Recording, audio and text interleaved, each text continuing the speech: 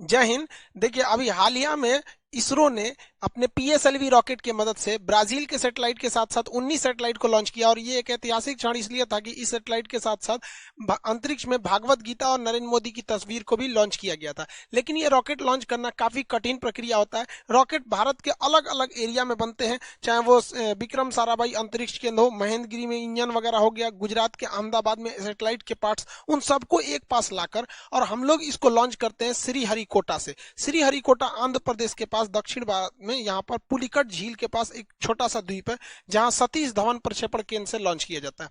इसे हम लोग लॉन्च करते हैं पश्चिम से पूरब दिशा की ओर। पश्चिम से पूरब इसलिए लॉन्च करते हैं कि पृथ्वी भी पश्चिम से पूरब घूम रही है, थोड़ा सा सपोर्ट मिल जाता है, तो इसे पश्चिम से पूरब दिशा की ओर लॉन्च किया जाता है। हमारे दो प्रमुख रॉकेट होते हैं, पीएसएलवी और जीएसएलवी। इनके टोटल हम लोग वर्क फंक्शन को समझते हैं। रॉकेट के जितने बड़े बड़े पार्ट्स होते हैं, चाहे उसके इंजन हो, उसका बूस्टर हो, ये अलग अलग जगहों पे बनता है और इसे ट्रक के माध्यम से हम लोग श्रीहरिकोटा ले आके एक जगह लॉन्च पैड पर रखते हैं, फिर इसे असेंबल किया जाता है। रॉकेट जो होता है कई टुकड़ों में होता है, इसे एक खड़ा असेंबल करने में बहुत टाइम लगता है। ये कई फीट 5-6 मंजिला इमारत के बराबर होता है। छोटा तो होता नहीं, आप इसे एक साथ रख सकते हैं। जैसे हम बात करें, ये रॉकेट के सपोज करिए कि ये टुकड़े हैं, इन्हें हमें एक के ऊपर एक जोड़ना है, तो हम यहाँ आराम से आप देख सकते हैं कि इस पे हम जोड़ दिए, तो हमारा हाथ यहाँ तक पहुंच गया तब ना जोड़ दिए। अगर ये 20 फीट का ऊंचा रहता, हमसे भी ऊंचा, तो नहीं जोड़ पाते। यही प्रॉब्लम हो जाता है इसरो के सैटेलाइट रॉकेट्स के साथ। इन रॉकेट को कई टुकड़ों में लाया जाता है और यहाँ रख के क्रेन के मदद से खींचा जाता है।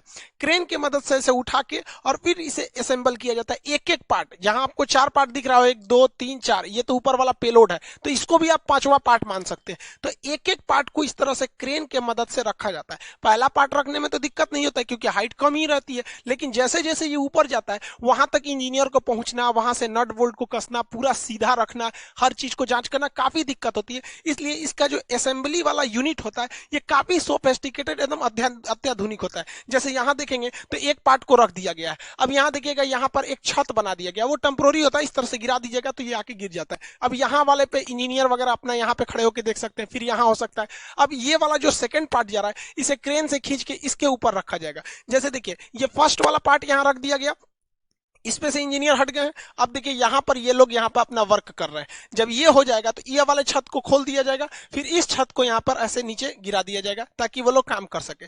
ये असेंबली यूनिट होती है, कई फ्लोर बाई फ्लोर होती है जिसमें जोड़ा जाता है। जैसे ये देखिए, यहाँ आपको दिख रहा होगा रॉकेट का एक नीचे वाला पार्ट है। कैसे? जैसे ये रॉकेट ऊपर में भी भूरा है, नीचे में भी ब्राउन कलर का है, तो ये ब्राउन वाला दिख रहा है, ये सेकंड पार्ट, एक पार्ट है जो उसके नीचे है। और ये जो फ्लोर बना है ये टेम्पोररी फ्लोर है, परमानेंट फ्लोर नहीं है, छत नहीं है। अब इसके ऊपर इसको रखा जाएगा क्रेन के मदद से, फिर ये लोग इसको अच्छे से ज्वाइंट करेंगे, फिर इसके ऊपर एक और पार्ट को रखा जाएगा। इस तरह से देखिए, एक यहाँ पार्ट है, यहाँ है, यहाँ है, यहाँ है, ऐसे करते करते जोड़ा जाता है। लेकिन ये जो छत देख रहे हैं ये ग्रीन कलर का, इसको हटना तो जरूरी है, पता चला यही रहेगा, रॉकेट उड़ाएंगे तो इसी में फंस के ब्लास्ट कर जाएगा, तो ये टेम्पोररी होता है। जब रॉकेट के सारे स्टेजेज को आपस में जोड़ लिया जाता है तो ये जो छत टाइप का बना था इसे फोल्ड करके हटा लिया जाता है। देखिए, ये फोल्ड करके हटा लिया गया और इसको एक बहुत बड़े ट्रेन टाइप का होता है जिसे हम लोग रॉकेट कार कहते हैं, इससे अब इसको आगे की ओर ले जाया जाता है। अब लॉन्च पैड की ओर ले जाया जाता है। यहाँ तो इसे असेंबल किया गया था, अब यहाँ से इसको लेके जाया जाएगा। ये था आपका असेंबली रूम। ये देखिए, ये सारे छत के पार्ट्स थे, अलग अलग थे, ये ऐसे खुल गए हैं। अब इसको इसी के मदद से लाया जाएगा। इसके अंदर ये असेंबल किया जा रहा था लेकिन वहां से लॉन्च नहीं किया जाएगा, इसके मदद से, इस कार के मदद से यहाँ लाके फिर इसमें इसको अटैच करके रखा जाएगा इस लॉन्च पैड में। इसरो के पास अभी फिलहाल में 2-2 लॉन्च पैड है। एक लॉन्च पैड से हो नहीं पाता था, इसलिए इसरो जो थी अपने असेंबली लाइन को, जैसे यहाँ देखिए, एक असेंबली यूनिट यहाँ था, एक नया यहाँ बना दिया गया, 2-2 असेंबली यूनिट ले आके और लॉन्च पैड 2-2 रखे गए ताकि ले आने में दिक्कत ना हो, जल्दी से जल्दी और ज्यादा से ज्यादा मात्रा में सैटेलाइट को लॉन्च किया जा सके। इसरो के 2-2 लॉन्च पैड है, एक की असेंबली लाइन लॉन्च पैड के काफी करीब है और वहीं दूसरे की असेंबली लाइन देखिएगा तो लॉन्च पैड से काफी दूरी पर है। ये जो इसका जो सैटेलाइट कैरिंग कार होता है, ये ट्रेन की पटरी पर चलता है, बहुत ही भयानक इसका लोड रोकने की क्षमता होती है, बहुत धीमी गति से, लेकिन ये आगे बढ़ता है। बहुत तेज गति से आएंगे तो ये डिसबैलेंस होकर गिर जाएगा। रॉकेट की एक सबसे बड़ी समस्या है कि जब ये उड़ता है तो इसके नीचे से इतना थ्रस्ट निकलता है और इतना आग निकलता है कि ये रॉकेट खुद ही जल जाएगा, इतना ज्यादा मात्रा में रहता है। इसलिए इसमें थ्रस्ट निकलने के लिए नीचे एक कैनाल बना दिया जाता है, गड्ढा, और यहां देखेंगे तो यहाँ आपको सुराख मिलेगा, छेद। तो इससे जब रॉकेट का जो आग निकलेगा वो नीचे चला जाएगा और ये इस साइड से आग निकलेगा। नहीं, अगर ये छेद नहीं बनाएंगे या ये गड्ढा नहीं बनाएंगे तो यहीं पर इतना आग लग जाएगा कि लॉन्च पैड सहित यही जल सकता है। यहाँ देख सकते हैं आप आराम से कि इसमें जो सुराख था इसका जितना थ्रस्ट है इसमें गया और इस साइड से, दोनों साइड से निकल रहा है। तो ये कैनाल बनाना जरूरी है, वरना ये अपने में थ्रस्ट करके मर जाएगा, वहां पे ब्लास्ट करके, मतलब ये खुद ही जल जाएगा।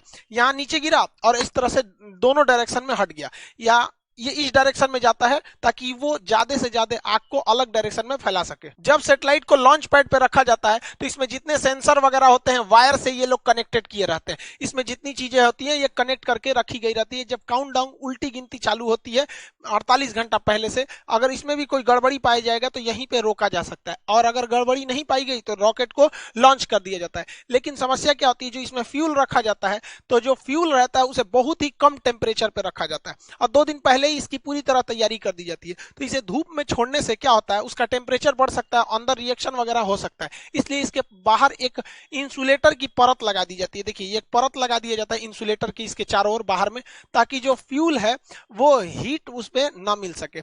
और जब ये लॉन्च करता है तो यही टुकड़ा नीचे गिरने लगता है। तो आप जब भी देखेंगे सैटेलाइट लॉन्च करते समय ये टुकड़े बाहर गिरते रहते हैं। ये फ्यूल को रोकने के लिए इंसुलेटर होता है जो हीट को अंदर जाने नहीं देता है। रॉकेट जब जमीन से ऊपर जाता है तो ये न्यूटन के तीसरे नियम पे काम करता है। ये थ्रस्ट धकेलता है और ये ऊपर जाता है। लेकिन आपको पता है कि पृथ्वी का अपना गुरुत्वाकर्षण क्षमता होती है, ये किसी चीज को अपनी ओर खींचती है। आप पृथ्वी से जितना ज्यादा करीब रहेंगे वो उतना ज्यादा खींचेगा। इसलिए रॉकेट को सबसे ज्यादा ताकत की जरूरत होती है तब जब वो जमीन छोड़ रहा होता है, क्योंकि वो पृथ्वी के करीब है। आप पृथ्वी को छोड़ के ऊपर जाएंगे या नीचे जाएंगे, जी की वैल्यू घटती है। ये फिजिक्स के चैप्टर में पढ़ाए थे हम आपको, गुरुत्वाकर्षण वाले चैप्टर में।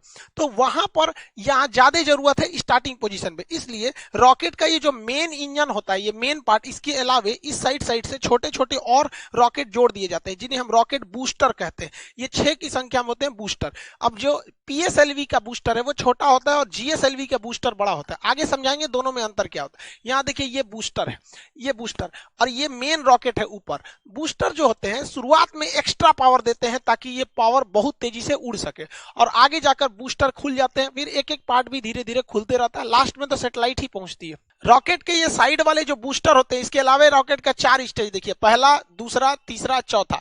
ये ऊपर वाला ये होता है, इसे पेलोड भरा होता है, इसी को हम लोग बोलते हैं प्रोटेक्टिव केसिंग। ये ढक्कन के समान होता है। इसी ऊपरी भाग में हम लोग सैटेलाइट को रख के या जिस चीज को लॉन्च करना है उसको इसमें रख के भेज देते हैं। अब देखिए, ये ऊपर वाला जो सैटेलाइट केसिंग होती है, देखिए साइड साइड में ये हिस्सा है, इसी के अंदर हम लोग सैटेलाइट को रखे हैं। सैटेलाइट को रखने के बाद इसको जब ढक देते हैं तो ये पूरी तरह से बंद हो जाता है। जो रॉकेट का ऊपरी भाग देखते हैं ये खुला हुआ रहता था, यही वाला हिस्सा है। देखिए, ये एक साइड में इधर खुला हुआ है, एक साइड में इधर खुला है, बीच में इसको बंद कर दिया जाता है। तो ये रॉकेट का बीच में बंद कर दिया गया। तो ये जो होता है उसका प्रोटेक्टिव केसिंग होता है, इसी के अंदर सारे रॉकेट को भरे गए रहते हैं। इस बार जैसे देखिए, जैसे रॉकेट जाता है तो ये प्रोटेक्टिव केसिंग खुल जाता है, इसके अंदर सैटेलाइट होते हैं।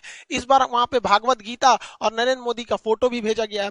नरेंद्र मोदी का फोटो इसलिए भेजा गया कि जैसे ही मोदी जी 2014 में शपथ लिए थे तब भी उन्होंने सार्क की मीटिंग में कह दिया था कि इसरो सार्क देशों के लिए एक सैटेलाइट लॉन्च करेगी। पाकिस्तान बाद में उसमें से अलग हो गया। तो मोदी जी की विजनरी में इसरो का काफी ज्यादा योगदान रहा, मतलब वो इस साइंटिफिक चीजों को काफी आगे बढ़ाते हैं। इसलिए इसरो ने इनकी तस्वीर को अंतरिक्ष में भी भेजा था। और भागवत गीता को तो शांति का एक संदेश के रूप में, कि भागवत गीता एक तरह का क्या है, मतलब कई तरह के जो सांसारिक सवाल होते हैं उनको, उनका एक उसमें जवाब एक तरह से कर लीजिए। जैसे मान के चलिए, कुछ लोग कहते हैं कि हमारा जीवन बहुत कष्टमय हो गया है, भाग साथ नहीं दे रहा है, नसीब साथ दे रहा है। उन लोगों को कहते हैं कि भाई साहब कभी फुर्सत मिले ना तो भागवत गीता में कर्ण की जीवनी पढ़ लीजिएगा।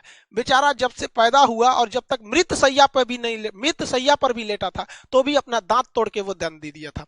तो जो लोग को लगता है कि मेरा नसीब खराब है, तो एक बार कर्ण का देखिएगा, फिर समझ में आएगा आपका दुख कितना बड़ा और कितना छोटा है। खैर, अपने टॉपिक पे आते हैं। इस बार 28 फरवरी 2021 को इसरो ने लॉन्च किया, तो अपने साथ टोटल 19 सैटेलाइट को लॉन्च किया गया था। इसमें एक ब्राजील का बना हुआ वहां पर एमेजोनिया 1 नाम का सैटेलाइट था जो काफी महत्वपूर्ण था। इसे PSLV C51 रॉकेट से छोड़ा गया। इस रॉकेट का नाम याद रखिएगा क्योंकि इसके मदद से भागवत गीता और मोदी जी का फोटो भेजा गया है, तो ये थोड़ा इंपॉर्टेंट हो सकता है। ये PSLV की 53वीं सक्सेसफुल मिशन थी। एमेजोनिया 1 ब्राजील का जो सैटेलाइट है ये पूरी तरह से ब्राजील के जंगलों पर नजर रखेगा। ब्राजील का जो जंगल होता है ये वर्षा वन होते हैं, ये टोटल दुनिया का 20% ऑक्सीजन यहीं से निकल जाता है। इतने घने जंगल होते हैं कि इसके अंदर कई बार जंगल का ऐसा एरिया है जहां सूरज की रोशनी नहीं पहुंच पाती, इतने जंगल है। लेकिन इन जंगलों की दो समस्या है। एक, इन जंगलों में बड़ी तेज आग लग जाता है जिससे जंगल खत्म होने लगते हैं, और दूसरा यह क्या है कि यहाँ पे पेड़ों की कटाई बहुत भयानक चल रही है। पेड़ों की कटाई तो भाई साहब पूरी दुनिया में चल रही है, हर जगह पेड़ काटे जा रहे हैं, और जिस रफ्तार से पेड़ों की कटाई चल रही है वह दूर नहीं जब हरियाली के नाम पर केवल लड़कियां बच जाएंगी। तो इसके लिए जो ब्राजील है वो एमेजोनिया 1 नाम का सैटेलाइट लॉन्च कर रहा है ताकि वो अपने जंगलों पर नजर रख सके। भैया जरूरी भी है, पूरी दुनिया का फेफड़ा कहा जाता है ब्राजील के जंगलों को। इसमें 19 सैटेलाइट थे जिसमें एक एमेजोनिया 1, दूसरा महत्वपूर्ण था सिंधु नेत्र। ये भारत ने छोड़ा था। ये समुद्री क्षेत्र पर निगरानी के लिए किया गया क्योंकि घुसपैठ वगैरह न हो। आप याद कीजिए अजमल कसाब जैसे जो घुसपैठ हुए थे छोटे मोटे जहाजों से, इस वजह से वो समुद्री एरिया में किसी भी संदिग्ध जहाजों पर इस सैटेलाइट से नजर रखा जा सकता है, क्योंकि वो जो टेररिस्ट वगैरह जो घुसते हैं या स्मगलर जो ड्रग्स वगैरह का करते हैं उन्हें लगता है कि नहीं यहां से तो कोई मतलब नौसेना की जहाज नहीं है, तो कितना बेहतरीन कोऑर्डिनेशन हो जाएगा। जैसे मान के चलिए नौसेना ने कहा कि भैया इस एरिया में मेरी जहाज नहीं है, तो सैटेलाइट से उस एरिया पे ज्यादा नजर रखा जाएगा, और जिस एरिया में नौसेना अभी पेट्रोलिंग पे है तो उस एरिया के सैटेलाइट पे उतना फोकस नहीं किया जाएगा। देखिए इसरो जो है इंडियन स्पेस रिसर्च ऑर्गेनाइजेशन, इसका काम केवल है कि रॉकेट बनाओ और उसको सैटेलाइट बनाओ, दोनों को लॉन्च करो। लेकिन इसमें एक कमाई का भी जरिया हो सकता है। विदेश के लोग जो है, बहुत सैटेलाइट बनाना बहुत मुश्किल का काम नहीं है, लेकिन रॉकेट बनाना बहुत मुश्किल काम। इवन हम लोग ने अपना पहला सैटेलाइट आर्यभट्ट भारत में बना लिया था, लेकिन उसको हम लोग लॉन्च करने के लिए रूस को दिए थे और रूस ने अपने रॉकेट से उसे छोड़ा था। तो बहुत से ऐसे देश हैं जो दुनिया को कहते हैं कि भैया अमेरिका से कहते हैं, यूरोप से कहते हैं कि हमारे सैटेलाइट को छोड़ दो, तो भारत बहुत सस्ते में छोड़ देता है और भारत की सैटेलाइट काफी विश्वसनीय होती है। इसलिए इसके लिए भारत सरकार ने एक कंपनी बनाई थी, उसका नाम था एंट्रिक्स। एंट्रिक्स कॉर्पोरेशन था, 1992 में बनाई गई थी। ये कंपनी दूसरे देशों से कहती थी भैया तुम्हारा सैटेलाइट छोड़ना है, लाओ यहाँ लाओ, पैसा दो हमको दो, और ये इसरो को देती थी भैया इसको भी छोड़ दो, हम इतना पैसा दे देते हैं। लेकिन इसमें कुछ कमियां थी जिसको सुधारते हुए 2019 में न्यू स्पेस इंडिया लिमिटेड नाम की एक कंपनी ऑर्गेनाइज कर दिया गया। अब किसी को अपनी सैटेलाइट छुड़वाना है तो डायरेक्ट इसरो से बात नहीं करेगा, इससे बात कीजिए, बिजनेस वाला काम ये संभालेगी, बाकी रॉकेट सैटेलाइट बनाने का काम इसरो करेगी। एंट्रिक्स ने बहुत सारे मिशन को अंतरिक्ष में भेजा है। एंट्रिक्स ने बहुत सारे दुनिया के ग्राहकों को ढूंढ के लाया है इसरो के लिए, जिससे इसरो की बहुत मोटी कमाई हुई है। लेकिन अभी क्या है, ये न्यू स्पेस इंडिया लिमिटेड को बनाया गया। ये इसकी पहली कॉमर्शियल उड़ान थी जो ब्राजील से इन्होंने नेगोशिएशन करके लाया था। हालांकि ब्राजील चाइना से इस सैटेलाइट को छुड़वाने वाला था, लेकिन बाद में भारत ने उससे कम दाम दिया, इस वजह से उसने भारत से भी छुड़वा लिया। सैटेलाइट का ऊपर वाला जो भाग होता है ये खोखला होता है, इसे प्रोटेक्टिव केसिंग कहते हैं, ये खुल जाता है। इसी के अंदर सैटेलाइट्स को लॉन्च रखा जाता है। जो सैटेलाइट होते हैं इनके इसी के अंदर रखा जाता है। इसरो ने 2017 में इसके अंदर छोटे छोटे कुल 104 सैटेलाइट को लॉन्च किया था। इसके अंदर देखिए यहाँ पर छोटे छोटे होते हैं, तो 104 रॉकेट सैटेलाइट्स को इस पेलोड के अंदर रखा था। जब ये जाते हैं तो खुल जाते हैं और सैटेलाइट अंतरिक्ष में चले जाते हैं। 600 से 900 किलोमीटर ऊंचाई पे जाने के बाद पृथ्वी का गुरुत्वाकर्षण खत्म हो जाता है, फिर वो घूमने लगते हैं। इन सैटेलाइट को ऊर्जा यानी एनर्जी मिलती है, इन पर सोलर पैनल लगे होते हैं। इनमें सोलर पैनल से इनमें एनर्जी लगी होती है, मतलब एनर्जी ले रहते हैं ये लोग सोलर पैनल से। और इसके अंदर छोटा सा एक तो मोटर भी होता है जिससे कि ये अपने डायरेक्शन और अपने पाथ को चेंज कर सकते हैं। तो रॉकेट केवल अंतरिक्ष में जाके ये खुल जाएगा और सबको ऐसे फेंक देगा, और वहां गुरुत्वाकर्षण नहीं है तो सब इधर उधर तैरेंगे, तो 1 बाय 1 सबको अपने अपने ऑर्बिट में फिट कर दिया जाता है। रॉकेट इंजन और जेट इंजन में अंतर क्या होता है? हवाई जहाज में जेट इंजन लगा होता है, ये बाहर से ऑक्सीजन ले लेता है, जबकि अंतरिक्ष में तो ऑक्सीजन ही नहीं है। इसलिए रॉकेट इंजन उस इंजन को कहते हैं जो अपना खुद का ऑक्सीजन का सिलेंडर ले जाया जाता है। तो जिस सिलेंडर में ऑक्सीजन रहता है उसे हम ऑक्सीडाइजर कहते हैं, और जिसमें फ्यूल रहता है उसे फ्यूल टैंक कहते हैं। ये दोनों रहता है, इसे एक पास लाया जाता है पाइप के माध्यम से कंबसन चेंबर में, और वहां पे आग लगाया जाता है। आपको पता है बिना ऑक्सीजन में फ्यूल कितना भी दे दीजिएगा, जब तक ऑक्सीडाइजर यानी ऑक्सीजन नहीं मिलाइएगा आग नहीं पकड़ेगा।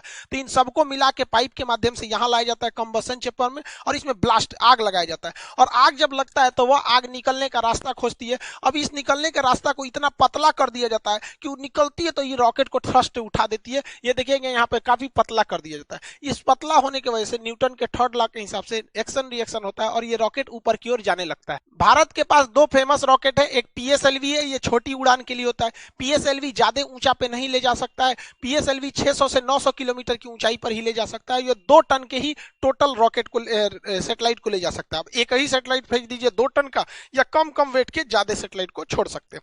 ये पोलर सैटेलाइट होता है। पोलर उसे कहते हैं जो पृथ्वी के पोल यानी ध्रुव पर घूमे, ध्रुवीय सैटेलाइट होता है, ऊपर नीचे करता है। तो ये पृथ्वी के ऊपर नीचे इस तरह से घूमता है। इसके हम लोग सन सिंक्रोनस भी कहते हैं, क्योंकि सूर्य कहीं भी रहेगा, ये अगर घूमते रहेगा तो सूर्य को यहां से सूर्य दिखाई दे देता है। ये कम ऊंचाई पर होता है, इसलिए ये मौसम की मतलब जानकारी दे देता है, कहीं कहीं जासूसी का काम कर देता है, निगरानी वगैरह का काम कर, मतलब ये सब काम कर देते हैं, मौसम वगैरह का काम कर देता है। इसे छोड़ने के लिए पीएसएलवी रॉकेट का प्रयोग किया जाता है। ये 4 स्टेज का रॉकेट होता है। साइड साइड में तो बूस्टर लगे हैं, इनकी बात नहीं करते हैं। ये इतना भरोसेमंद रॉकेट है कि 1993 से आज तक ये केवल 2 बार फेलियर हुआ है। एक तो शुरुआत में ही फेलियर हो गया, और एक बार बाद में थोड़ा सा 2013 के पास आके थोड़ा सा फेलियर हो गया था। लेकिन उसके बाद आज तक ये दुनिया में सबसे ज्यादा एक्यूरेसी इसी सैटेलाइट का है। इसी ने चंद्रयान 1 दिया, इसी ने चंद्रयान 2, इसी ने मंगलयान भेजा, इसी ने एक साथ 104 सैटेलाइट्स को लॉन्च किया। बहुत भरोसेमंद है। इसके 4 स्टेज है, पहला सॉलिड, फिर लिक्विड, फिर सॉलिड, फिर लिक्विड, यानी सॉलिड लिक्विड सॉलिड। तो इस तरह से व्हाइट कलर वाला सॉलिड है, इसमें लिक्विड फ्यूल भरा गया है। देखिए सॉलिड फ्यूल जो होता है वो कंट्रोल नहीं हो पाता है। दिवाली का जो रॉकेट होता है उसमें सॉलिड फ्यूल होता है, बारूद भरा होता है, मारिए धस एकदम सीधे उड़ जाता है, वो कंट्रोल नहीं होता है। लेकिन पृथ्वी के अलग अलग वातावरण में स्पीड अलग चाहिए, पावर अलग चाहिए, इसलिए अलग अलग स्टेज लगाए जाते हैं। लिक्विड वाला जो स्टेज होता है वो अच्छा माना जाता है, क्योंकि आपके कंट्रोल में रह सकता है। जो सॉलिड वाला हिस्सा होता है उसमें फ्यूल के रूप में हाइड्रोक्सी टर्मिनेटेड पॉलीब्यूटाडाइन का प्रयोग किया जाता है। जो लिक्विड वाला हिस्सा होता है, इंजन लिक्विड का जो पार्ट होता है, उसमें हम लोग जो प्रयोग करते हैं, इसमें लिक्विड वाले में एसिमेट्रिक डाइमेटाडाइन हाइड्रोजाइन का प्रयोग करते हैं, उसके साथ साथ नाइट्रोजन ऑक्साइड का प्रयोग किया जाता है। तो सॉलिड में ये, लिक्विड में ये, फिर ये सॉलिड, फिर लिक्विड। ये तो प्रोटेक्टिव केसिंग है, इसके अंदर सैटेलाइट लगे रहते हैं। यही रॉकेट है। रॉकेट एक बार गया, इस सैटेलाइट को लॉन्च किया, बाकी ये हिस्सा अंतरिक्ष में तैरते रहता है, जिसे अंतरिक्ष कचरा के नाम से जानते हैं। कभी कभी देखते होंगे सैटेलाइट की लॉन्चिंग टाल दी जाती है। क्या होता है कि जो सैटेलाइट को छोड़ने का रास्ता था उसी में कोई कचरा वगैरह आ जाता है, तो उसको टकराने का डर रहता है, इसलिए उसके लॉन्च को डिले कर दिया जाता है। दूसरा जो सैटेलाइट है वो होता है GSLV, geosynchronous satellite launch vehicle. ये जो होता है ये बहुत ही पावरफुल होता है। इसका एक तो सॉलिड हो सकता है, लेकिन यहाँ वाला जो हिस्सा होता है ये इसमें क्रायोनिक इंजन होता है। ये बहुत ही टफ टेक्नोलॉजी है क्रायोनिक इंजन, इस पर अलग वीडियो बनाएंगे, क्रायोनिक इंजन पे समझा देंगे। ये सैटेलाइट पोलर की तरह ऊपर नीचे नहीं घूमता है, बल्कि ये इस डायरेक्शन में घूमता है। पोलर सैटेलाइट जो था वो केवल 600 से 900 किलोमीटर की ऊंचाई पर घूम रहा था, ये 36,000 किलोमीटर की ऊंचाई पर घूमता है। और इसकी खासियत क्या होती है, जब कोई चीज पृथ्वी से 36,000 किलोमीटर की दूरी पे कर देंगे तो इसको पृथ्वी का चक्कर लगाने में उतना ही समय लगेगा जितना पृथ्वी अपना एक चक्कर लगाने में कर दे, यानी ये पृथ्वी के साथ साथ घूमने लगेगा। यानी अगर आपने एक किसी सैटेलाइट को इस कक्षा में भेजा है और इसको सेंटर्ड कर दिए कि दिल्ली पर घूमे, तो जितना तेजी से पृथ्वी घूमेगी, यानी पृथ्वी 24 घंटे में एक चक्कर लगाती है, तो ये जियो सिंक्रोनस सैटेलाइट भी 24 घंटे में एक चक्कर लगाते हैं। यानी अगर इसको भेजने के टाइम आप इसे जिस शहर के ऊपर सेट कीजिएगा, ये हमेशा उसी शहर के ऊपर अपनी नजर गड़ाए रखेगा। इसलिए ये मिलिट्री के यूज में बहुत ज्यादा आ जाता है, लेकिन ये काफी दूरी पर होता है। इसको छोड़ने वाला रॉकेट भी खतरनाक होता है, GSLV, geosynchronous satellite launch vehicle. Bharat के पास दुनिया के सबसे आधुनिकतम सैटेलाइट लॉन्च व्हीकल है। सैटेलाइट भी है हमारे पास, पीएसएलवी है छोटी उड़ान के लिए, और ये बाहुबली है जीएसएलवी, ये दुनिया में सबसे खतरनाक अभी है। आज इसरो का लोहा पूरी दुनिया मानती है, जबकि इसी इसरो के ऊपर एक वक्त था जब दुनिया हंसती थी, जब इसरो के वैज्ञानिक जो थे वो साइकिल पे अपने रॉकेट को ले गए थे।